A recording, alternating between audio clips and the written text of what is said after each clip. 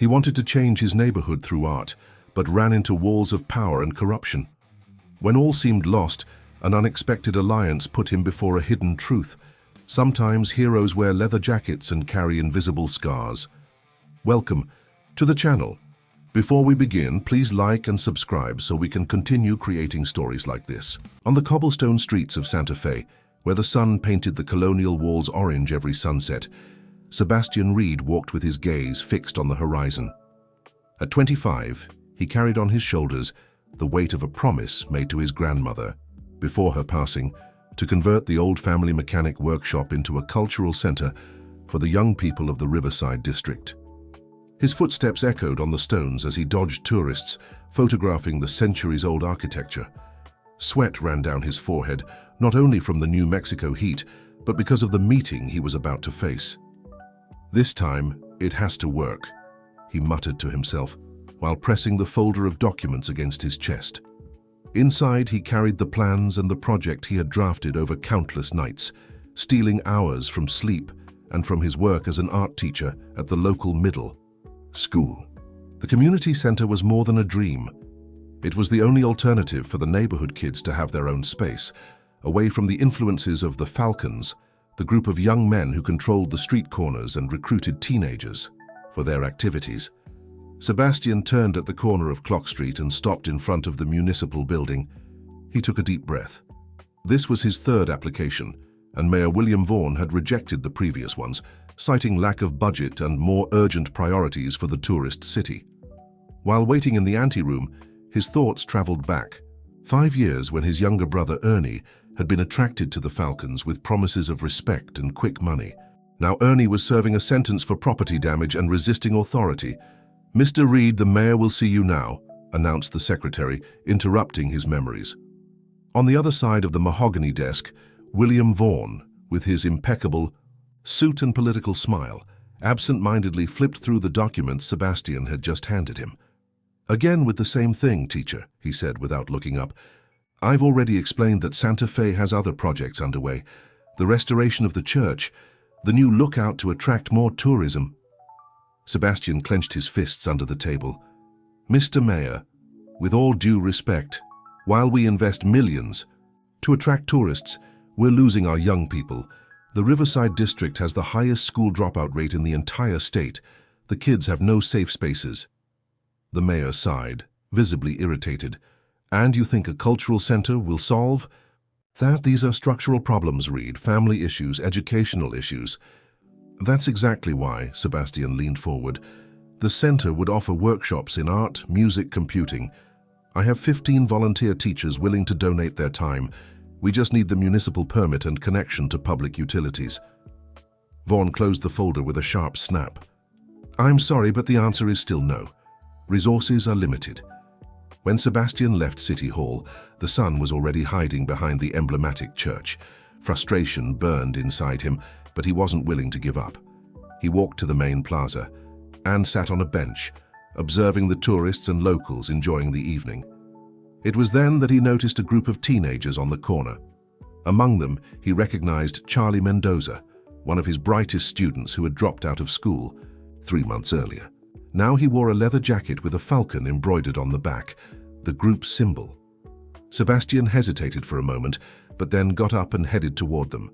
The boys immediately tensed. "Mr. Reed," Charlie greeted with a mixture of respect and defiance in his voice. "What brings you here, looking for lost students?" The others laughed, but Sebastian noticed the discomfort in Charlie's eyes. "Just passing by to say hello. We miss you in art class." "Your mural about American history remained unfinished." Charlie looked away. "I don't have time for drawings anymore. I have responsibilities now." "With the Falcons?" Sebastian asked directly. Silence fell over the group. One of the boys, taller and with a scar on his eyebrow, stepped forward. "Got a problem with that, teacher?" Sebastian remained calm. "None. At all, just that Charlie has extraordinary talent. It would be a shame to waste it." The boy with the scar smiled disdainfully. "He can use his talent here too, for more lucrative things." Sebastian was about to respond when a woman approached the group. She wore a simple but elegant dress, and her presence made the boys stand up straight. suddenly respectful.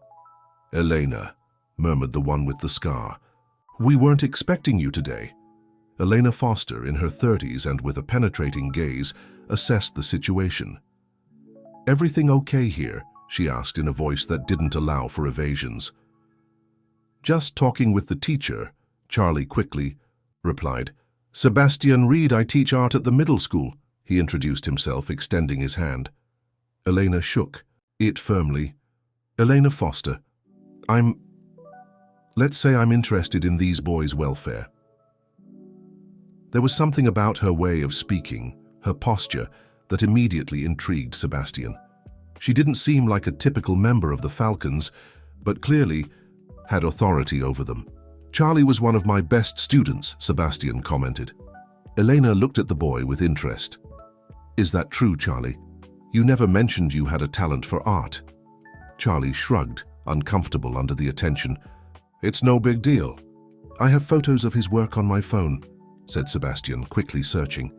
He showed the screen to Elena, an impressive mural representing American history, from Native Americans to the modern era, with a style that mixed realism with urban graffiti elements.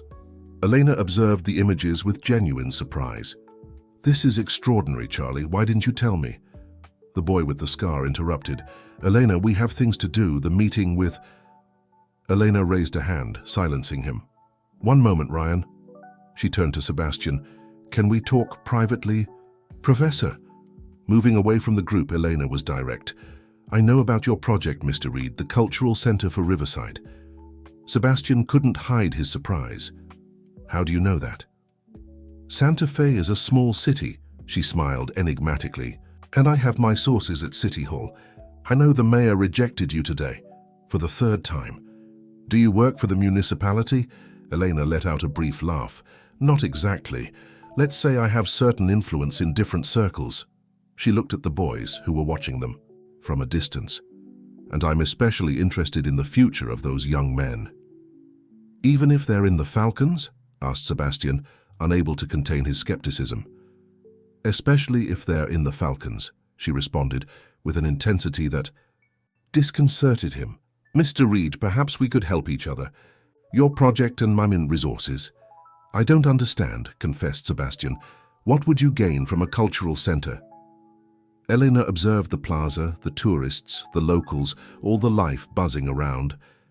"Redemption, perhaps," she murmured, almost to herself. Then, more decisively, "I propose a meeting tomorrow at the Conspiracy Cafe at 5. Bring your plans and complete project."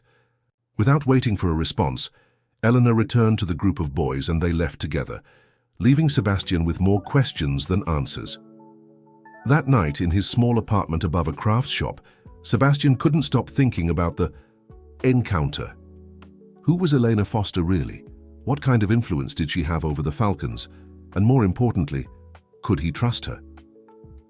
While reviewing his plans for the cultural center again, his phone vibrated with a message. An unknown number. "The proposal is serious.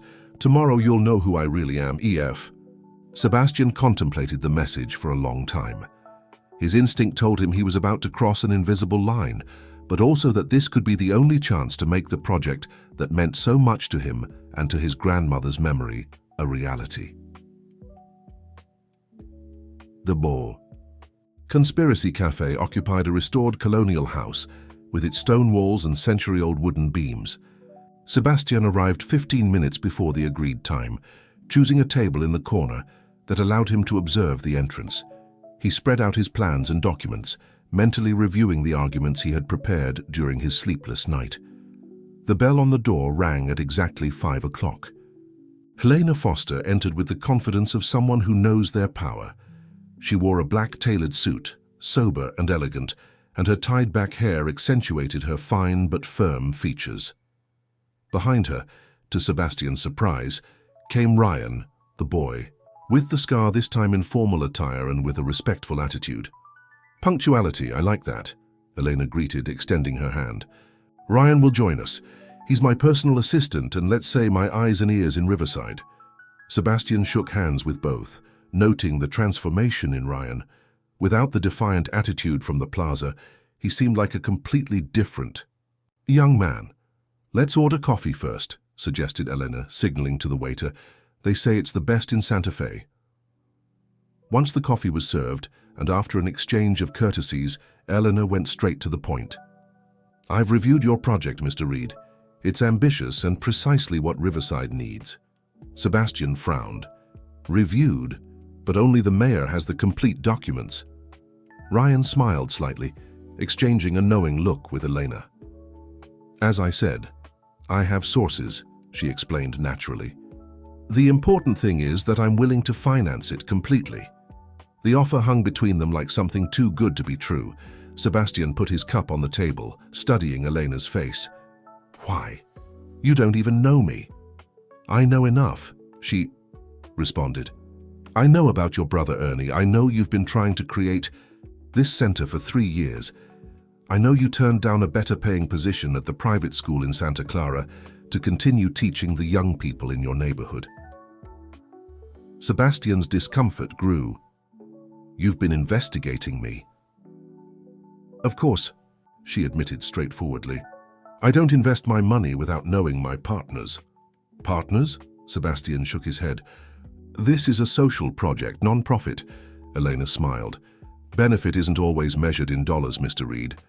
She paused and her expression changed, becoming more serious.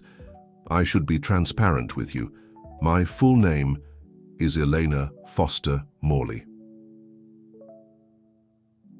The name Morley resonated in Sebastian's mind.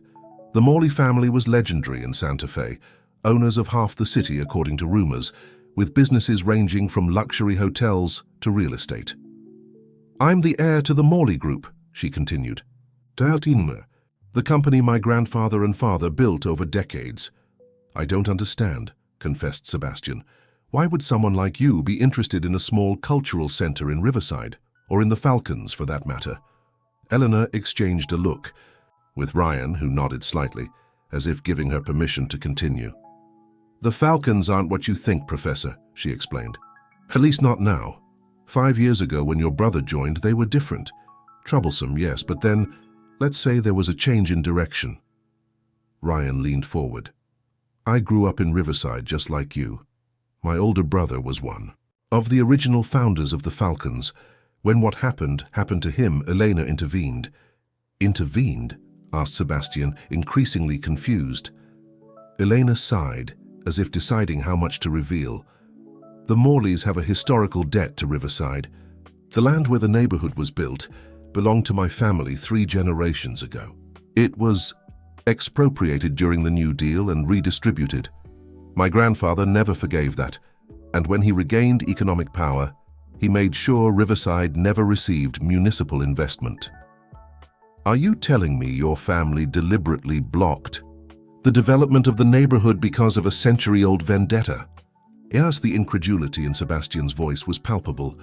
My grandfather and my father, yes, admitted Eleanor without making excuses. I'm trying to repair that damage. Through the Falcons? Through reconverting them, intervened Ryan. The kids you saw yesterday aren't gang members, Professor. They're students, some work part-time. Elena offers them scholarships, training. Sebastian looked at both of them, trying to process the information. So what are the Falcons now? A community support network, responded Elena. They still keep the name and appearance because it gives them protection in the neighborhood. But their purpose has changed. They help the elderly, watch the streets to keep them safe, organize activities for the youngest kids. And why keep it secret? Questioned Sebastian. Why not do this openly? Politics, responded Elena with bitterness. Mayor Vaughn was financially supported by my father in the last election. If he knew I was reversing the family policies, he would use his influence to stop me. And the boys would lose their only chance. Sebastian remained silent, absorbing the revelations. Part of him wanted to believe them, but another part remained cautious. What about Charlie? Why did he drop out of school if you promote education? Elena and Ryan exchanged looks again. It's complicated, responded Ryan. His family situation is difficult. His father has been unemployed since they closed the textile factory. His mother is sick. Charlie started working in the afternoons at one of the Morley hotels as a kitchen assistant. Elena arranged that. He should have talked to me, insisted Sebastian. We could have found a solution for him to continue studying. You're right, conceded Elena. It's one of our mistakes. We react to emergencies without considering the complete picture. That's why we need your project, your educational vision. The waiter approached to refill their cups, giving Sebastian a moment to reflect. When the employee left, Elena took a document from her portfolio and slid it across the table. My formal proposal. Complete financing of the Cultural Center through the Morley Foundation, which I created last year. With one condition: the Falcons will actively participate both in construction and in the programs, and Ryan will be the liaison between both projects. Sebastian took the document, quickly skimming it. The figures were considerably higher than what he had originally budgeted. Why me? You could do this directly. I need a neutral public face, explained Elena, someone respected in the neighborhood with educational credibility. It can't be me. The Morleys generate too much suspicion, and I need someone who truly believes in these young people, who sees beyond appearances. The words resonated with Sebastian. Wasn't that exactly what he had wished for his brother? Someone who would see his potential before it was too late? There's something else you should know, added Elena, even more serious. Mayor Vaughn didn't just reject your project. There are plans for that land where your grandmother's workshop is. Sebastian tensed. What plans? A tourist development. Luxury condominiums with a view of the historic city. The Santa Fe Business Group has already presented preliminary designs. But that land is mine. I inherited it legally. And laws can be changed or interpreted in convenient ways, intervened Ryan. There's an urban renewal project being prepared at City Hall. They could declare Riverside a zone of public utility and begin expropriations. The information hit Sebastian like a punch. How do you know this? Elena smiled humorlessly. The Santa Fe Business Group is a subsidiary of Morley. My father is still the president. Although I now manage 40% of the shares, I have access to privileged information. And why would you warn me about your own company's plans? Because they're not my plans, responded Elena firmly. I'm in an internal battle for control of the group. My father and I have very different visions about corporate social responsibility. He sees Riverside as an obstacle to tourist development. I see it as a community that deserves to prosper, on its own terms. Ryan added, if we manage to establish the cultural center before the renewal project is approved, it will be much harder to justify the expropriation. Sebastian put the documents on the table, feeling the weight of the decision. I need time to think. We don't have much, Elena pressed gently. The renewal project will be presented to the council in 2 weeks. What would happen to the Falcons if I accept? They'll continue to exist as they are now, but with an additional purpose, supporting the cultural center. Many of them have skills they could teach there. Ryan, for example, is a certified systems technician. Sebastian looked at the young man, surprised. Ryan nodded. I studied online. Elena paid for the courses. After a long silence, Sebastian spoke. I need proof. Something that shows me all this is genuine. Elena seemed to consider the request. Fair, what do you suggest? A meeting with the Falcons, all of them. I want to hear directly what they do, what they plan, without intermediaries. Elena and Ryan exchanged looks. It can be arranged, she conceded. Tomorrow night at the old textile factory. One more thing, added Sebastian. If all this is true, why didn't Charlie tell me anything? Why maintain the appearance of being a troublesome group? Protection, responded Ryan simply. As long as other youth groups fear us, they won't try to establish themselves in Riverside. And the authorities leave us alone as long as we don't cause visible problems. It's complicated, Professor. Good sometimes needs a certain moral ambiguity to survive. Sebastian collected the documents, putting them in his folder. Tomorrow, then, if you convince me, we'll talk about this financing. As he stood up, Elena stopped him with one last question. Why is this center so important to you, Sebastian? Is it just for your brother, or is there something more? The question caught him by surprise. No one had questioned his deeper motivations. "My grandmother," he responded after a moment. "She believed that young people only need a space where they are truly seen, where someone recognizes their value before they themselves forget it." Elena nodded, as if the answer confirmed something she already knew. "Until tomorrow, Professor." Leaving. The cafe Sebastian felt he had just crossed an invisible threshold. The certainties he had lived with for years began to waver. The Falcons, the enemy he had blamed for his brother's situation, were now potential allies. And Elena Foster, heir to an empire built on inequality, was seeking redemption or just exercising a new type of control. Night fell over Santa Fe as he walked back to his apartment with more questions than answers. The old textile factory stood like a sleeping giant at the edge of Riverside. Its high red brick walls retained the scars of decades of production and abandonment. Sebastian stopped in front of the rusted gate, observing the boarded-up windows and the faded sign that still showed the Morley Textiles logo. Now he understood the connection.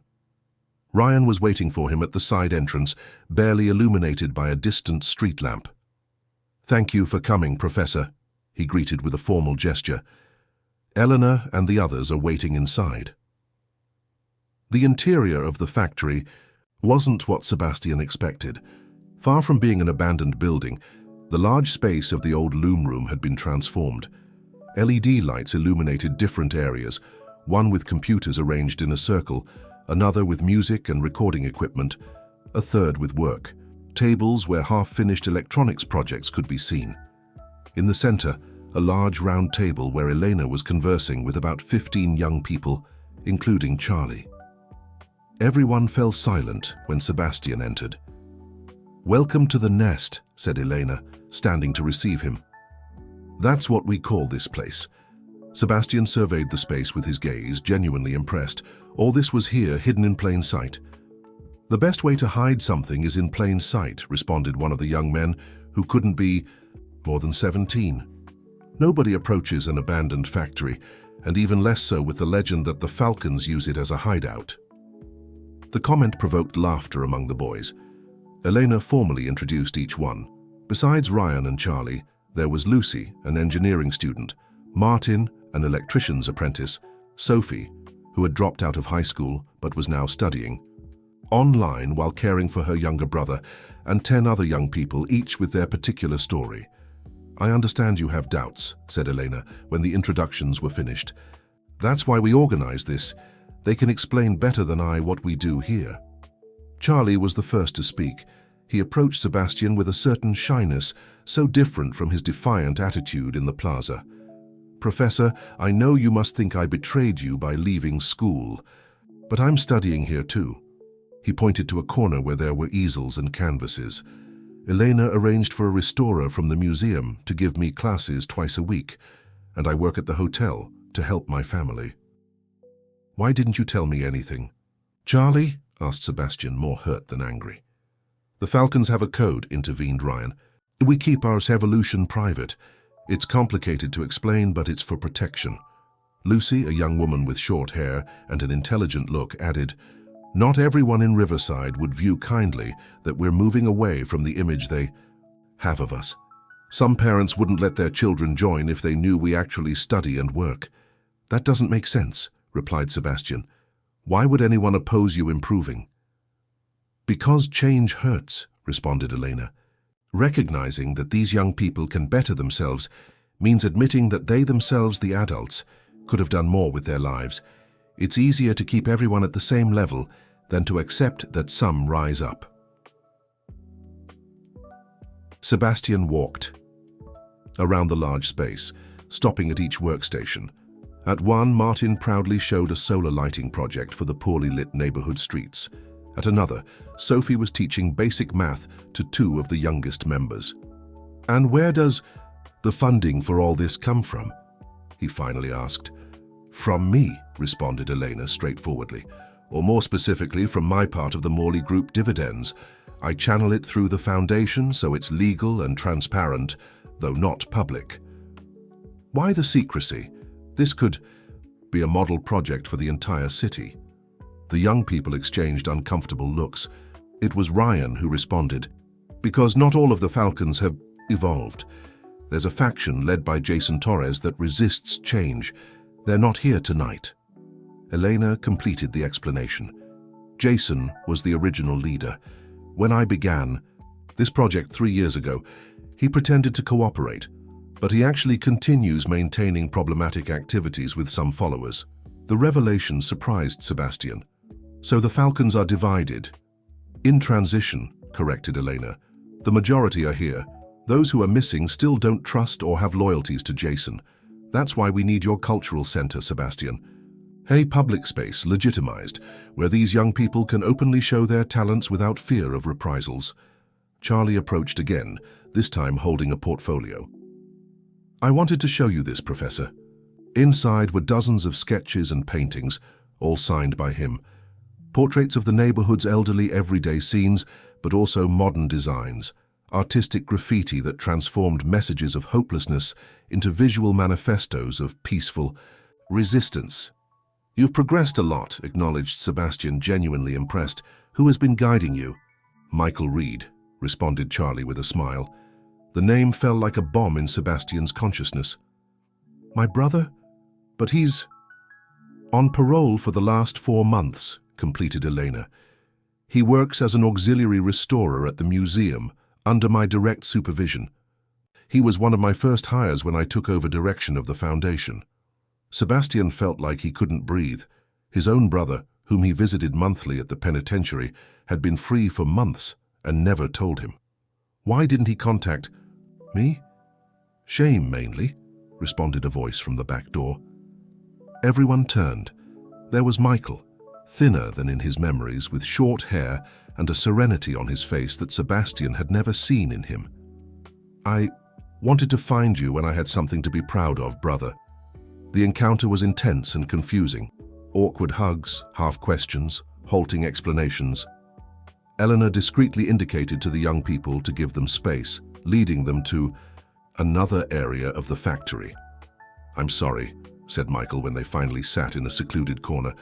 "I wanted to tell you, but every time I imagined your reaction, I feared disappointing you again." "How could you disappoint me more than by hiding something like this?" asked Sebastian with evident pain. "Because I didn't want to be your rehabilitation project. I wanted to prove to myself that I could change without it being for you." His brother's raw honesty hit him. For years, Sebastian had fantasized about guiding Michael towards a better life, being his savior. He never considered that might be part of the problem. "Elena offered me an opportunity that no one else would give me," continued Michael.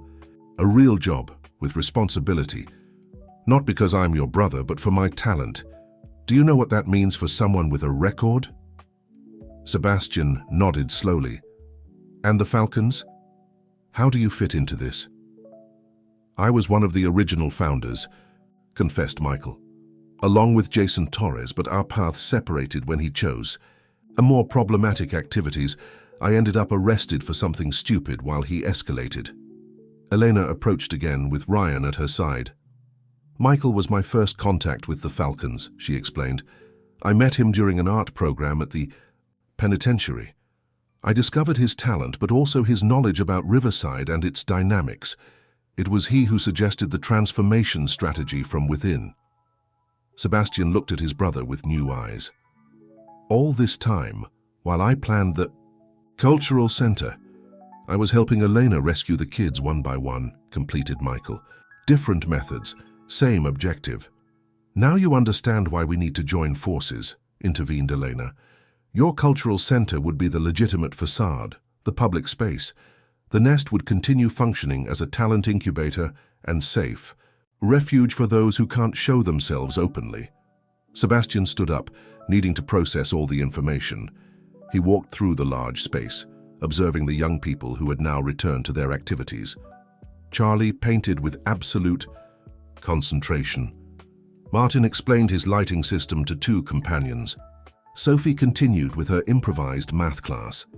Everything he had dreamed for his cultural center already existed here, in a clandestine but effective form. What will happen with Jason? He finally asked. He's the biggest obstacle, acknowledged Ryan. He has connections with powerful people in Santa Fe, including the mayor, and he won't like seeing his territory threatened by a cultural center. Don't underestimate Jason, added Michael.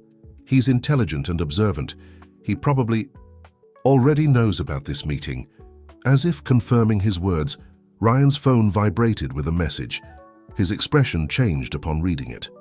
We have a problem. Jason and his boys are prowling around your grandmother's workshop, Sebastian. My workshop? Why? It's a warning, explained Michael. He knows we're meeting. He wants to show that he can touch what matters to you. Sebastian felt a chill. The workshop wasn't just his property and the place destined for the cultural center. It contained all his grandmother's memories, her tools, her paintings. I have to go there. That's exactly what he wants, warned Elena. To provoke you, create a confrontation. We can't give him that satisfaction. And what do you suggest? Let him vandalize the place? No, intervened Ryan. We suggest using his own strategy against him. Elena nodded.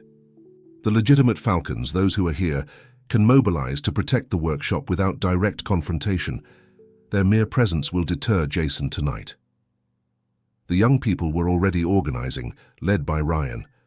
Sebastian observed with a mixture of amazement and concern. Is this what they do? Protect the neighborhood? Among other things, confirmed Elena. Informal patrols accompanying the elderly, surveillance at schools, without violence, just presence. It's a fragile balance, added Michael. But it's worked so far. While the young people prepared to leave, Charlie approached Sebastian. Professor, I think you should see this before making your final decision. He handed him a worn notebook. They're testimonials. Each of us wrote our story, how our life was before the nest and how it changed afterwards. Sebastian opened the notebook. The first story was Ryan's, narrating how he had gone from petty, criminal to certified technician. Then came Lucy's, who had dropped out of school to care for her siblings until Elena arranged a community daycare system. Story after story, the notebook revealed profound transformations, not just in the young people, but in their families and immediate environment. The last entry was from Michael, written in handwriting that Sebastian instantly recognized. My greatest wish, his brother concluded, is that someday this project will come to light and that my brother Sebastian can feel proud not only of what I tried to be, but of what I finally am. The words penetrated deeply into Sebastian. He looked up at Elena, who was patiently waiting for his reaction. What's the complete plan? I want to know everything. Dawn found Sebastian, Elena, and Michael in the improvised office she had at the back of the factory. Maps of Riverside covered the walls, along with progress charts, photographs of the young people and their projects, and an elaborate diagram connecting the Morley Group with various businesses in Santa Fe. The plan began 3 years ago, explained Elena as she served coffee. When I met your brother in the art program, something changed in my perspective. All my life I'd heard my father and grandfather talk about Riverside as an urban planning problem, never as a community of real people. Michael continued. Eleanor asked me something that no one had asked before. What I would have needed as a young man to not end up in trouble. I told her about the old carpentry workshop where Mr. Matthews let us spend afternoons learning to work with wood away from the streets. That space closed when Mr. Matthews died. 6 months later, I was in trouble. That's when I investigated the history of Riverside, added Elena, pointing to old documents, and discovered my family's historical debt to the neighborhood, the expropriated lands, the unfulfilled promises, the systematic block to any urban improvement. My grandfather had turned his resentment into business policy, and my father continued that tradition. Sebastian reviewed the documents with growing understanding. That's why the mayor rejected my project so many times. It wasn't just lack of budget. Mayor Vaughan receives funding from the Morley Group for his campaign, confirmed Elena, and my father still controls 60% of the shares. I inherited 40% from my mother, and that gives me certain financial independence, but not control. Over corporate decisions. And how do the Falcons fit into this? Asked Sebastian.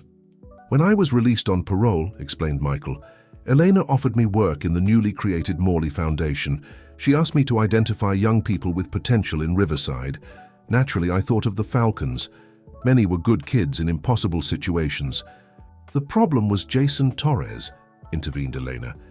He had already established connections with influential people in Santa Fe, including some hotel managers who used the Falcons to keep the tourist zone clean, driving away street vendors and unauthorized street artists. An elegant form of territorial control, added Michael. Jason initially accepted our proposal, training for the kids, legitimate jobs, educational support. But when he saw this meant losing control over them, he began to sabotage us. Elena's phone rang, interrupting the explanation. It was Ryan, confirming that the workshop was secure. Jason and his followers had withdrawn upon seeing the presence of the other Falcons. This is just a temporary truce, warned Elena. Jason now definitely knows you're involved, Sebastian. He'll escalate his response. What can he really do? Questioned Sebastian. We're not talking about violent groups. Violence isn't the only method of pressure, responded Elena. Jason has information about municipal contracts, knows irregularities in the mayor's administration. He's built his power on knowing things he shouldn't know. And he'll use that against us, completed Michael. He's probably already talking to the mayor right now, telling him about our meeting, about Eleanor's financing of the reformed Falcons. Sebastian processed the information with growing concern. So what's the next step? Accelerate, responded Elena decisively. Tomorrow we'll present the formal application for the Cultural Center, but not to City Hall. We'll go directly to the state government with all the supporting documentation. The educational project, the list of volunteer teachers, the financial commitment of the Morley Foundation. Won't that further infuriate the mayor? Asked Sebastian. Undoubtedly, smiled Elena, but it will also put him on the defensive. If he rejects a fully financed social project with state support just before starting his re-election campaign, it will look terrible publicly. It's risky, commented Michael. My father will counterattack when he finds out I'm using the Morley name for this, acknowledged Elena. But I have my own cards to play. Documentation on how the group has manipulated municipal permits for years. I don't want to use it, it's my last option, but I have it. The conversation continued until dawn. When the first rays of sunlight filtered through the factory windows, they had a detailed plan. Presentation to the state government, media campaign about the youth renewal of Riverside, exhibition of the artistic talents of the reformed Falcons, beginning with Charlie's work, and the public. Revelation of Michael as coordinator of the arts program. It all comes down to who moves first and fastest, summarized Elena. Jason and the mayor will react, but if we're already publicly positioned, their room for maneuver will be limited. 3 days later, the situation had evolved vertiginously. The Cultural Center project had been received with enthusiasm by the State Department of Social Development. The local newspaper published an extensive report on the rebirth of Riverside, with photographs of the young people and their projects. An improvised exhibition in the courtyard of the middle school, where Sebastian taught, showed Charlie's paintings and other Falcons creations. The community was beginning to see those young people they once feared with new eyes. However, the reaction was not long in coming. Sebastian received a municipal notification. His property was under review for possible structural irregularities that could represent a public danger. At the same time, the middle school principal informed him they had received a formal complaint about his use of school facilities for unauthorized activities. But the hardest blow came from where they least expected it.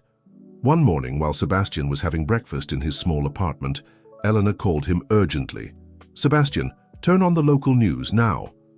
On screen, Mayor Vaughn was giving a press conference. At his side, surprisingly, was Jason Torres, presented as a community leader from Riverside. The mayor was announcing an ambitious youth renewal program that would include a sports and cultural center in the neighborhood, funded with municipal funds and the generous contribution of the Santa Fe Business Group. The location, exactly. The land where Sebastian's grandmother's workshop was located.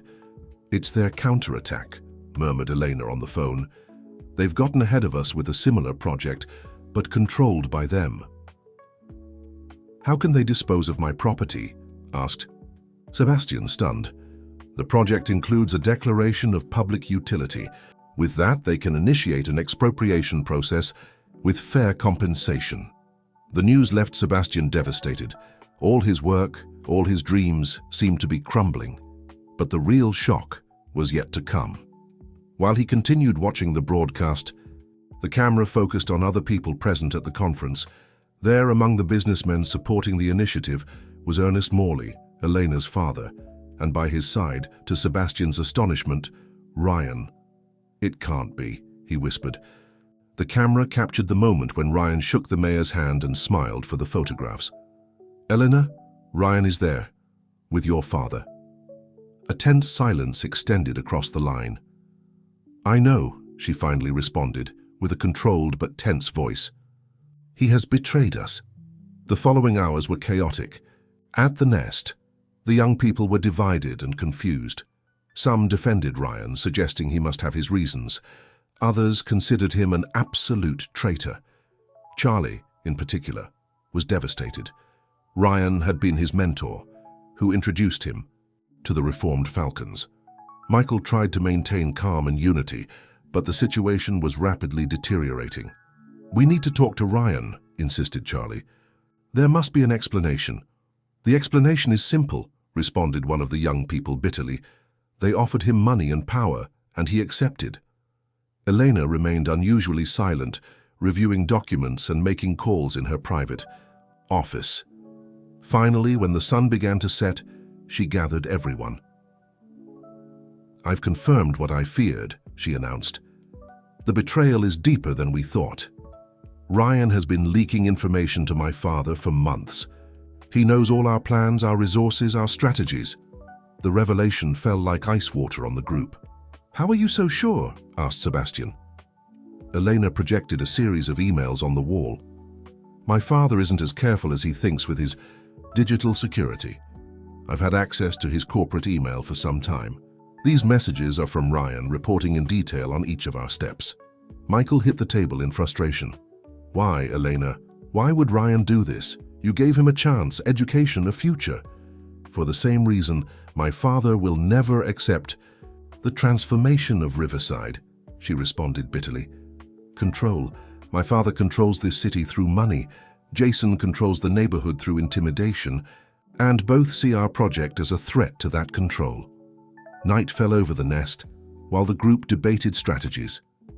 At midnight, when most had retired to rest, Sebastian's phone vibrated with a message from an unknown number. "Professor, not everything is what it seems. I need to see you. Alone." "Ryan." Sebastian showed the message to Elena and Michael. "It's a trap," Michael immediately opined. "They want to separate us, weaken us." "Or he really has something to tell us," suggested Sebastian. "He knows our plans, but he also knows theirs." Elena considered both possibilities. "If we're going to meet with him, it must be on our terms. A public place with witnesses, no risks." They agreed to a meeting for the next morning in the main plaza, in broad daylight. Sebastian arrived half an hour early, observing every corner with caution. Elena and Michael positioned themselves strategically in opposite cafes, watching.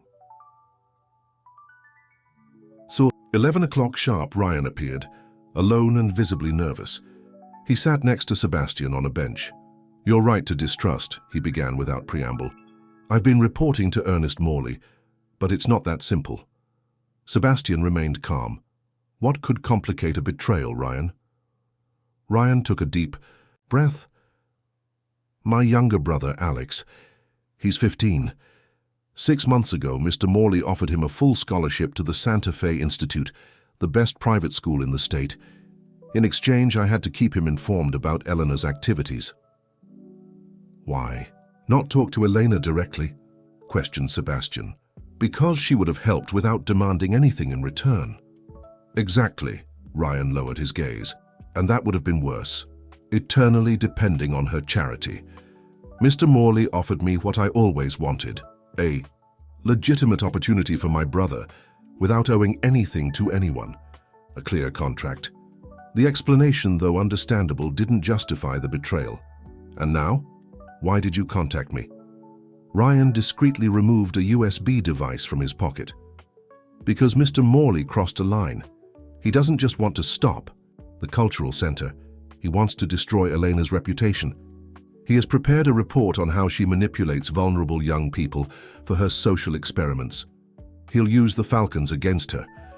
Sebastian took the device. What is this? The complete plan.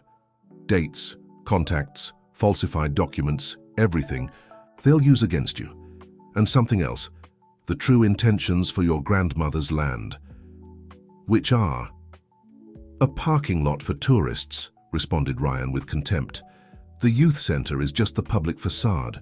Once the land is expropriated, the plans will change due to technical necessities. The real project is a 3-level parking lot for the nearby hotels. The information was crucial, but Sebastian still doubted. Why should I believe you now?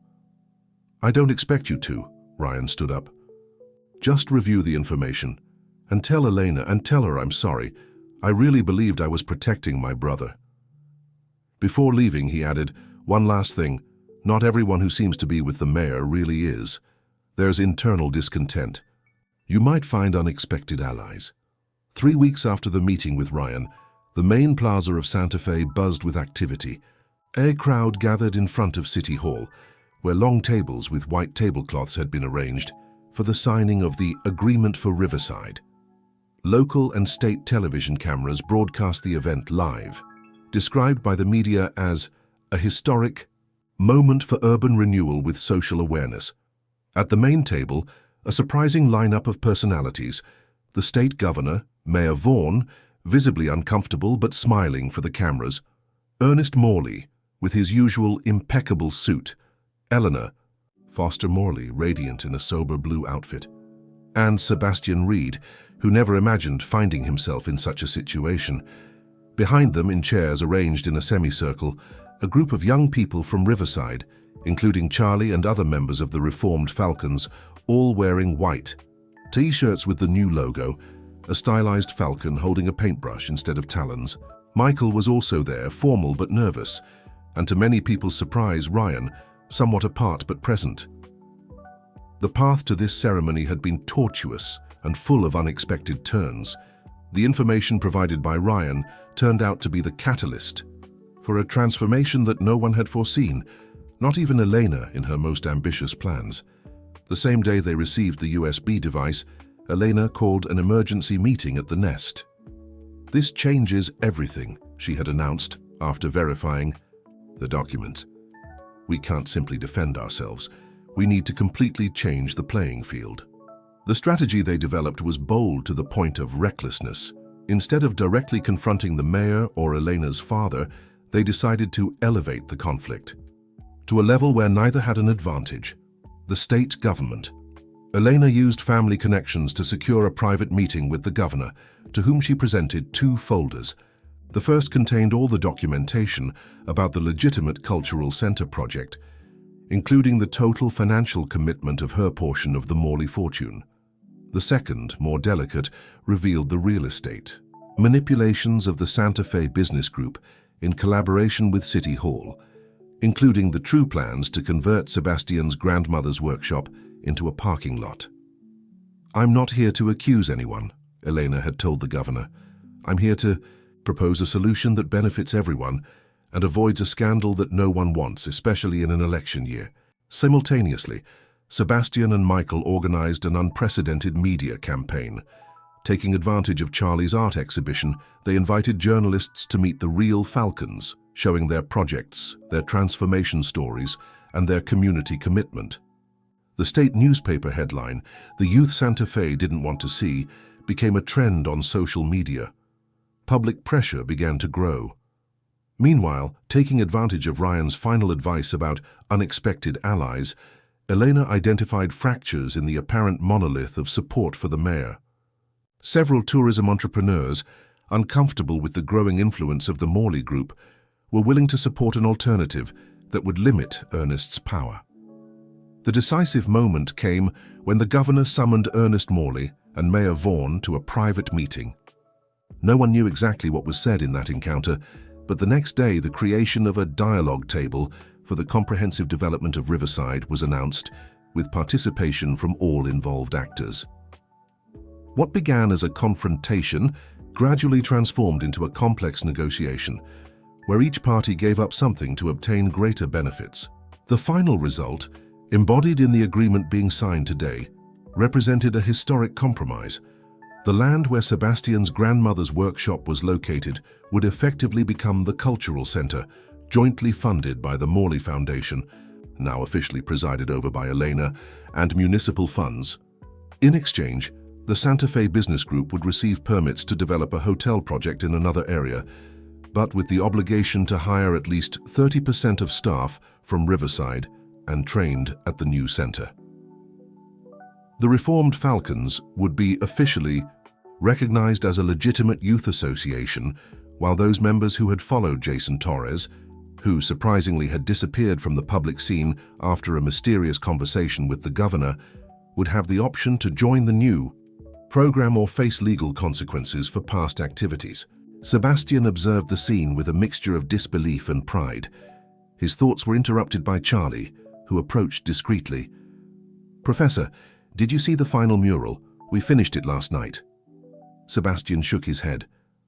The young man showed him on his phone a photograph of an imposing mural that now covered the main wall of the workshop. The work showed the evolution of Riverside, from its origins as a working-class neighborhood to its current rebirth, with figures clearly representing the protagonists of this story, including an unmistakable silhouette of Sebastian's grandmother, holding a paintbrush and pointing toward the future. "It's magnificent, Charlie," murmured Sebastian, genuinely moved. "My grandmother would be proud." "It was Michael's idea," explained Charlie. "He said we needed to remember where we come from to know where we're going." The ceremony began with the governor's speech, followed by protocol interventions from the mayor and Ernest Morley, who surprised everyone with an unusually conciliatory tone. When Elena's turn came, an expectant silence covered the plaza. "This agreement isn't really about buildings or permits," she began. "It's about recognizing that Santa Fe's true heritage isn't its colonial buildings or luxury hotels, but its people, especially those who for generations have been made invisible." As Elena continued, Sebastian noticed Ryan discreetly approaching his side. "How's your brother?" he asked quietly. "Good," responded Ryan with a small smile. "The scholarship is still in place, surprisingly. Your friend Elena insisted on it as part of the agreement." "She never stopped being your friend," commented Sebastian. "She was just hurt." "I know." Ryan looked ahead, where Elena was still speaking. "Some of us make desperate decisions when we believe there are no alternatives. She understands that better than anyone." The most emotional moment came when, after the official signatures, Charlie and 4 other young Falcons unveiled an architectural model of the future cultural center. The design, developed collaboratively between professionals and the young people themselves, incorporated elements of the old workshop, along with modern and functional spaces. Most notably, the main structure had the shape of a falcon with extended wings, symbolically protecting the interior space. As the crowd applauded, Michael approached his brother. "You know, for years I was tormented thinking I had let you down," he confessed. "That I could never repair the damage I caused to our family." Sebastian shook his head. "It was never about repairing, Michael.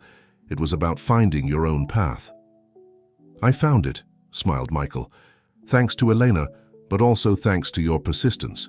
You never abandoned the idea that Riverside could be better, even when everyone told you it was impossible." The celebration continued until sunset. While neighborhood families shared food and music in the plaza, Sebastian found a moment to sit with Elena in a quiet corner. "How does it feel to have challenged the family legacy?" he asked.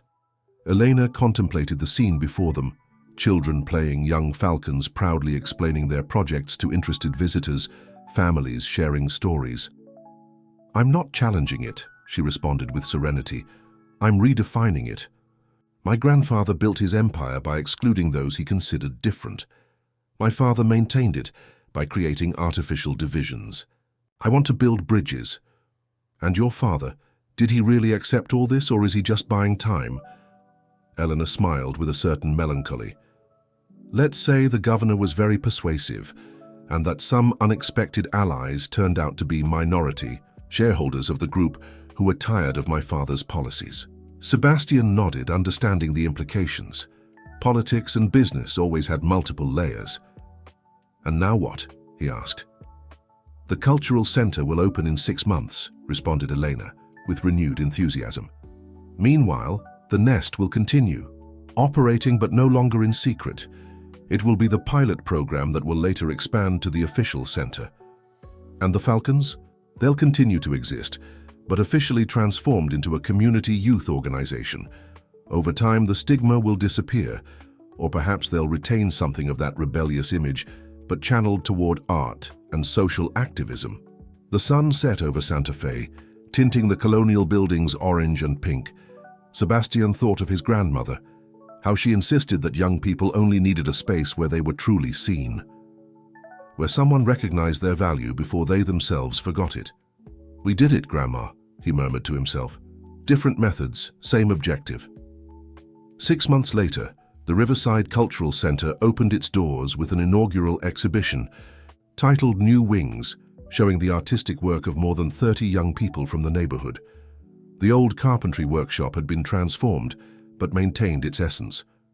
His grandmother's tools occupied a place of honor at the entrance, next to a plaque that read, "To see talent, first you must believe in it." At the inauguration ceremony, Charlie, now a first-year fine arts student thanks to a scholarship from the Morley Foundation, gave Sebastian a small framed painting. It was a portrait of his grandmother, based on old photographs but capturing a vitality and kindness that went beyond the image. "She was the first Falcon, Professor," said Charlie, "protecting her own, seeing beyond appearances." Sebastian couldn't contain his emotion. As he hugged his former student, his gaze met Elena's, who was animatedly conversing with a group of neighborhood mothers about a new training program. She smiled at him, subtly raising her coffee cup in a silent toast. And in that moment, in that small exchange, all the story was contained. The initial misunderstandings, the distrust, the betrayals and reconciliations, but above all, the shared certainty that real change begins when someone decides to see the invisible. Dear listeners, we hope that the story of Sebastian, Eleanor, and the Falcons has deeply moved you. To continue this emotional journey through America's social transformations, we've prepared a special list with equally captivating stories that explore the complexity of communities and their struggles for visibility. Find it here by clicking on your left. If this narrative touched your hearts, don't forget to subscribe to our channel and like the video. Every day we bring unique stories that reflect the rich cultural diversity and social challenges of our people. Your comments are our greatest inspiration to continue creating quality content. We'll be waiting for you in the next story.